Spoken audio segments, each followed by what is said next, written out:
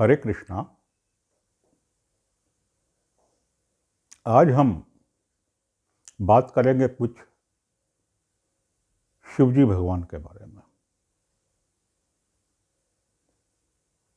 भगवान शिव जगह जगह शिवजी भगवान के मंदिर बने हुए हैं। अमरनाथ जी पे दर्शन करने के लिए बड़ी कठिन यात्रा करके लोग जाते हैं भगवान शिव के दर्शन करने के लिए। कैलाश पर्वत पर जिनका वास माना गया है, कैलाश पर्वत पर रहते हैं। अच्छा, आपने कभी नोटिस किया कि हम जहाँ कहीं भी शिव जी की कोई प्रतिमा देखते हैं या कोई चित्र देखते हैं, कोई फोटो देखते हैं, कुछ भी देखते हैं,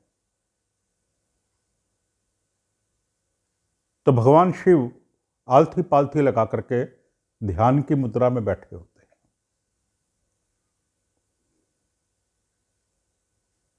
योग की मुद्रा में बैठे होते हैं और ध्यान कर रहे होते हैं।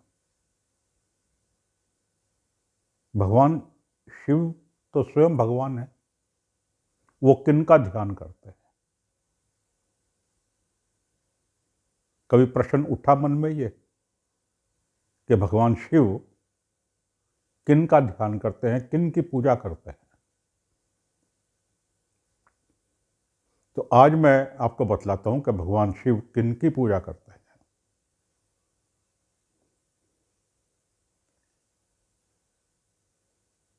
भगवान शिव भगवान राम की पूजा करते हैं, राम नाम का जाप करते हैं, जिसे हम आज की भाषा में कहते हैं 24/7। हर समय भगवान राम का जाप करते हैं, भगवान राम की ही पूजा में लीन रहते हैं। बड़ा सुंदर प्रसंग है, जब भगवान राम ने अवतार लिया और अभी छोटे बच्चे थे,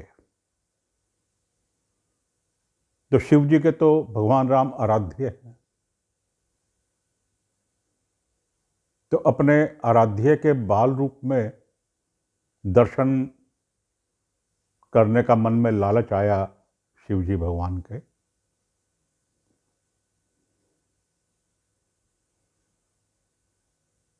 तो किस प्रकार से उन्होंने भगवान राम के दर्शन किए, कितनी कितनी कठिनाइयों का सामना किया, आज की कथा में मैं यही सारा वर्णन करूंगा। बड़ी सुंदर कथा है, बड़ा आनंद आएगा सुन करके। तो हुआ यूं कि जब भगवान श्री राम ने जन्म लिया, अवतार लिया और अभी बाल रूप में थे, तो शिव जी के मन में ये इच्छा जागृत हुई कि मैं जाके अपने आराध्य के दर्शन करके आऊं, और वो भी बाल रूप में। चल दिए दर्शन करने के लिए। सोचा कि साथ में किसी को और को भी लेकर चलूं। तो शिव जी के अनन्य भक्त हैं काक बसुंडी जी, जो एक कौवे के रूप में रहते हैं। काक बसुंडी जी शिव जी के अनन्य भक्त हैं, भगवान के अनन्य भक्त हैं। और एक बड़ी मजे की बात है कि भगवान ने जितने भी अवतार लिए हैं, सभी अवतारों में काक बसुंडी जी बाल रूप में उनके दर्शन करने गए और दर्शन करके आए। सभी अवतारों में बाल रूप में दर्शन किए काक बसुंडी जी ने। तो आज भी शिव जी ने अपने साथ काक बसुंडी जी को लिया। अब अगर शिव जी अपने इस असली रूप में जाएं, गले में सांप, हाथ में त्रिशूल, नंग धड़ंग, सिर पर जटाजूट, ऊपर से गंगा जी, तो उन्हें कोई जाने नहीं देगा। कि बाल रूप में भगवान आप बाल लीला कर रहे हैं, कि भगवान तो डर जाएंगे इस रूप को देख करके। शिव जी ने सोच विचार करके एक ब्राह्मण का वेश बनाया और काक भसुंडी जी को अपने साथ अपने शिष्य के रूप में लेकर के गए।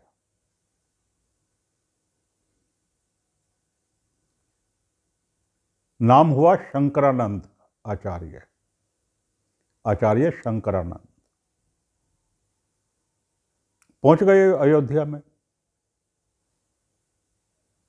अयोध्या में पहुंच करके शिव जी और काक भसुंडी जी गुरु चेला के रूप में दोनों दर्शन करने के लिए महल के पास पहुंचे।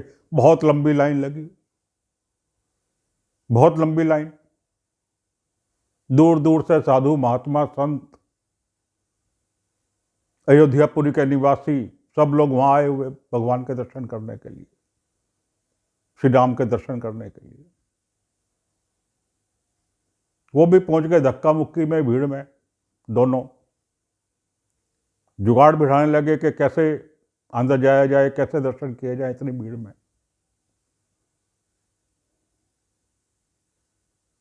अंदर भगवान तो स्वयं अंतर्यामी थे।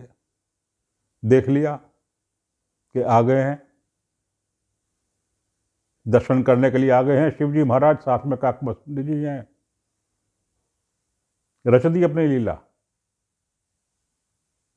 भगवान ने तुरंत अपनी लीला रच दी और रोना शुरू कर दिया। जब भगवान रोने लगे तो दर्शन बंद कर दिए। अंदर जो आ रहे थे सबका आना बंद कर दिया, सबको मना कर दिया कि आज और दर्शन नहीं होंगे।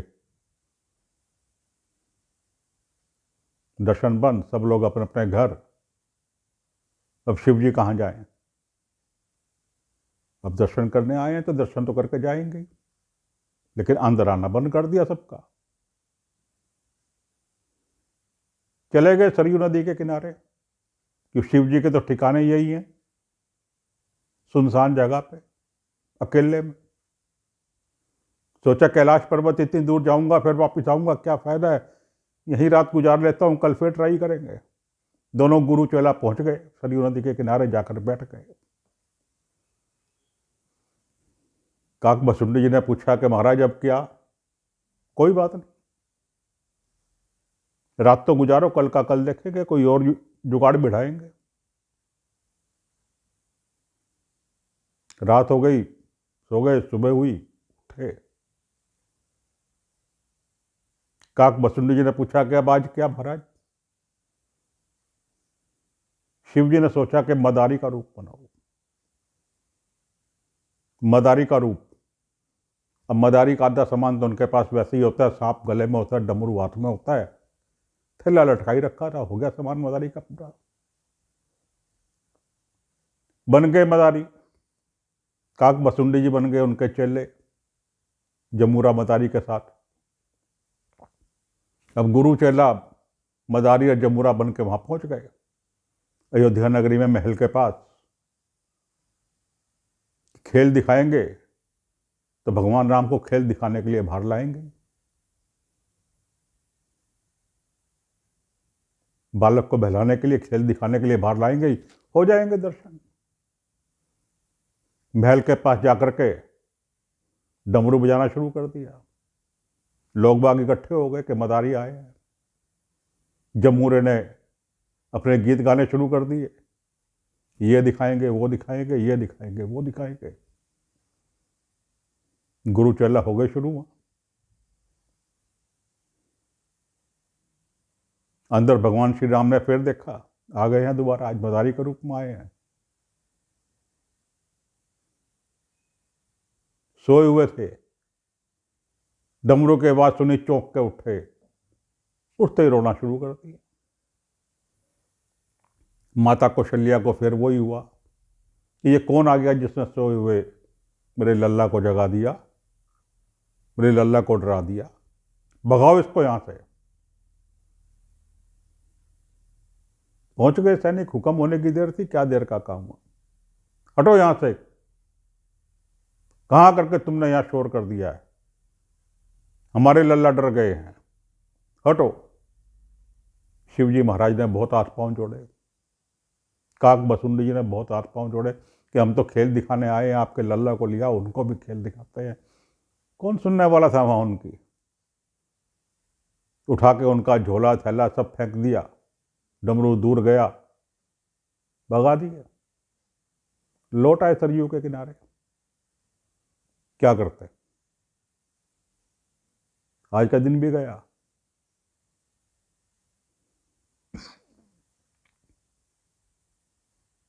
काक बसुंडी जी पूछने लगे, महाराज अब क्या?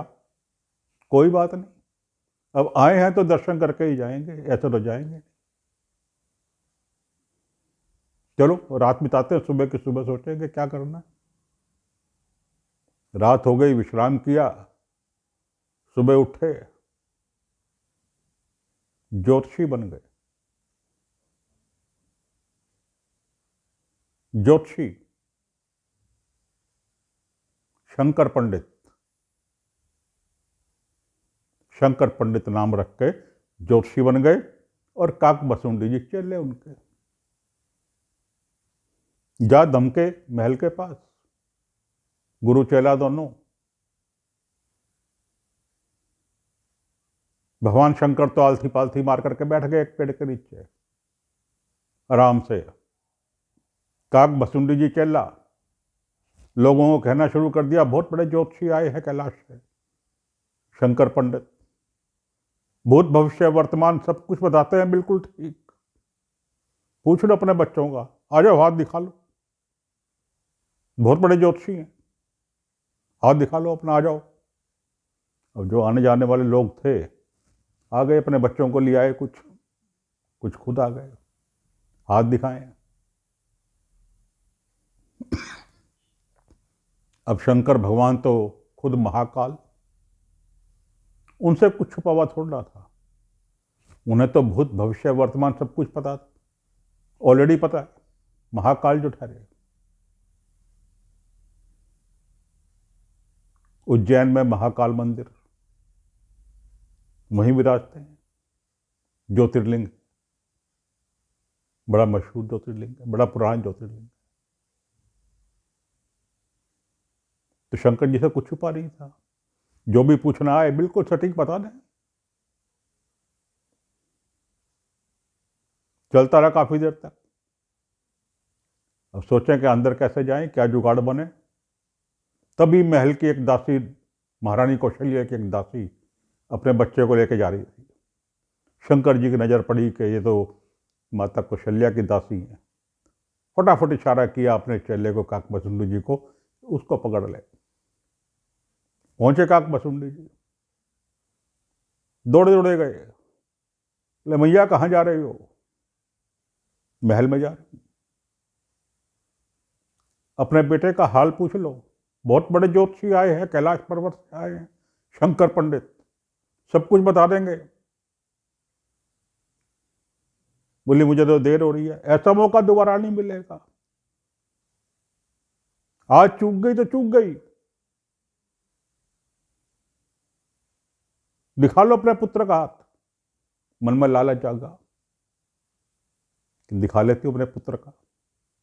अपने पुत्र को लेकर के आप पहुंचे शंकर जी भगवान के पास, हाथ दिखाया। शंकर जी ने देखा हाथ और बता दिया, हाथ देख रहा तो बहाना था, पता तो सब कुछ था उनको, महाकाल जो ठहरे, लेकिन बहाना करना भी जरूरी था।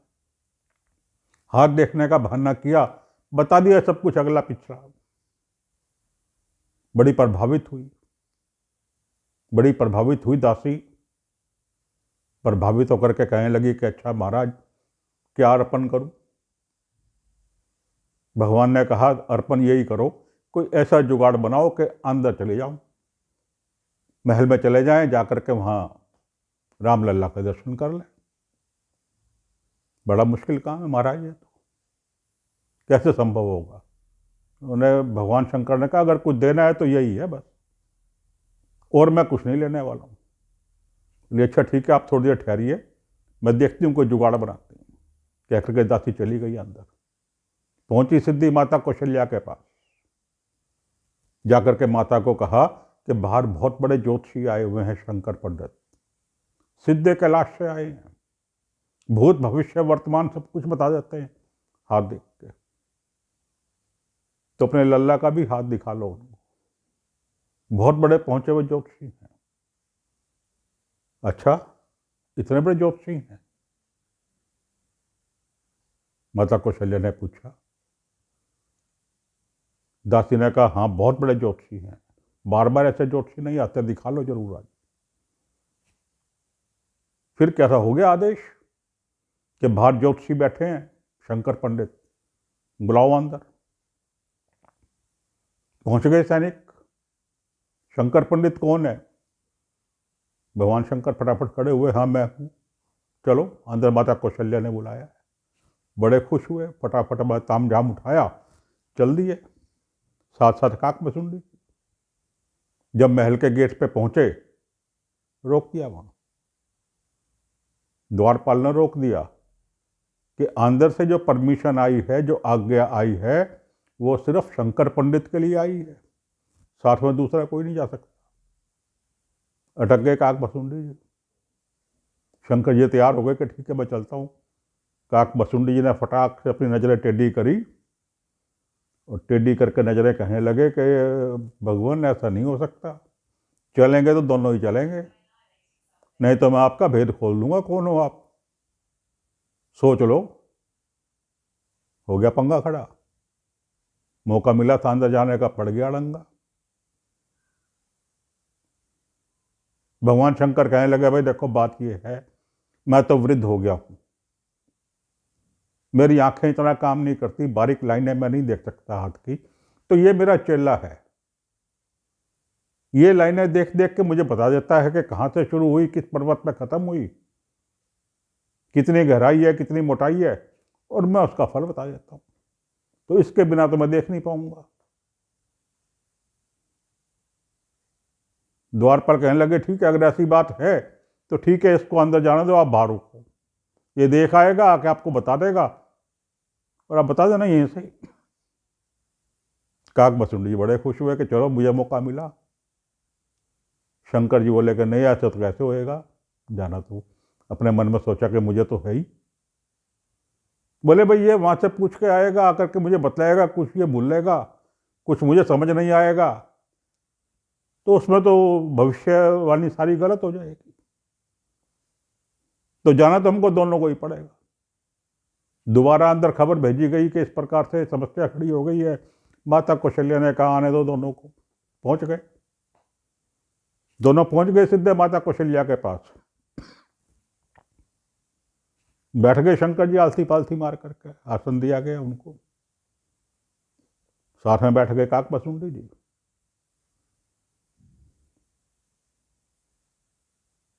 माता कौशल्या अंदर गई, प्रभु श्री राम को बाल रूप में गोद में लेकर के आई। इसी बीच में माता कैकेयी को, मित्रा माता को भी खबर कर दी गई थी। तो भरत जी, लक्ष्मण जी, शत्रुघ्न जी बाल रूप में उनको भी ले आए। उनको तीनों को नीचे लिटा दिया उनके पास।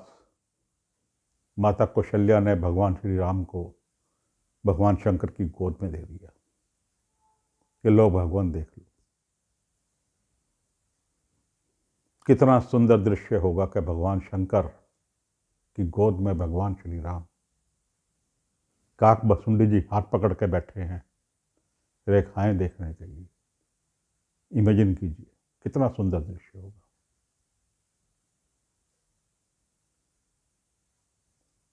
अब ज्यों ही बाल राम को शंकर जी की गोद में दिया, उनकी तो समाधि लग गई, समाधि में लीन हो गए शंकर जी तो।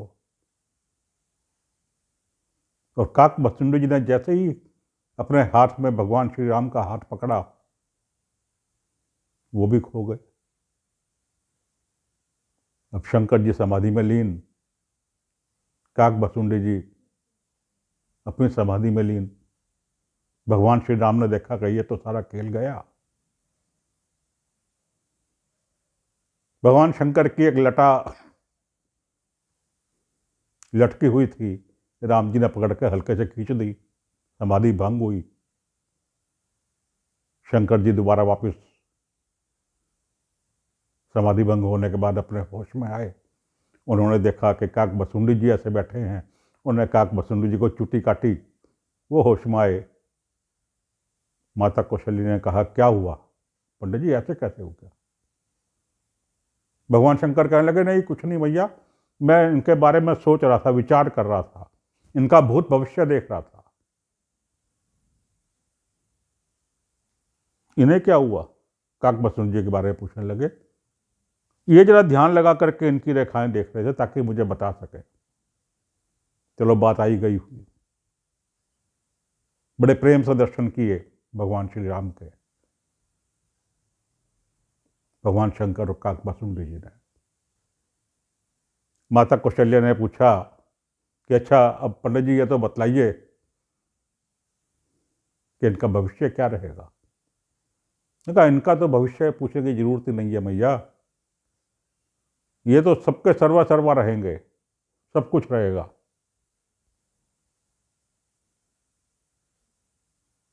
मन में खटका था शंकर जी के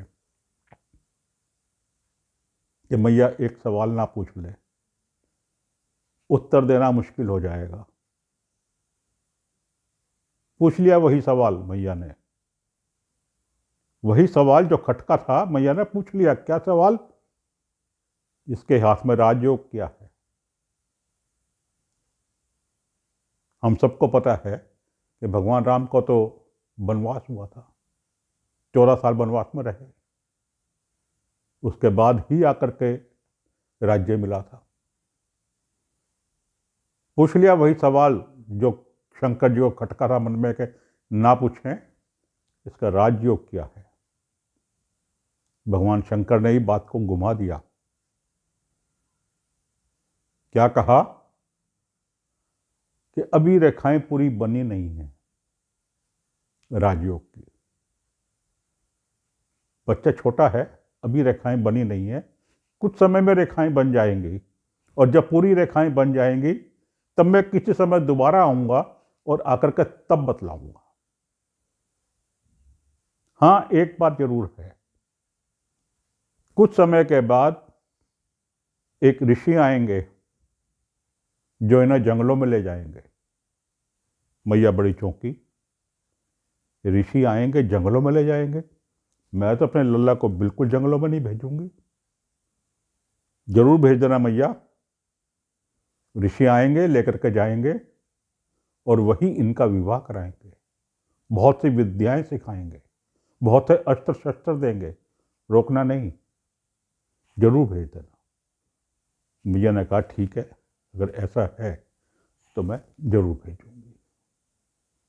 तो इस प्रकार से भगवान शंकर और काक बसुंडी जी ने भगवान श्री राम के बाल काल में दर्शन किए, इतने कष्ट उठा करके 3 दिन लगाकर।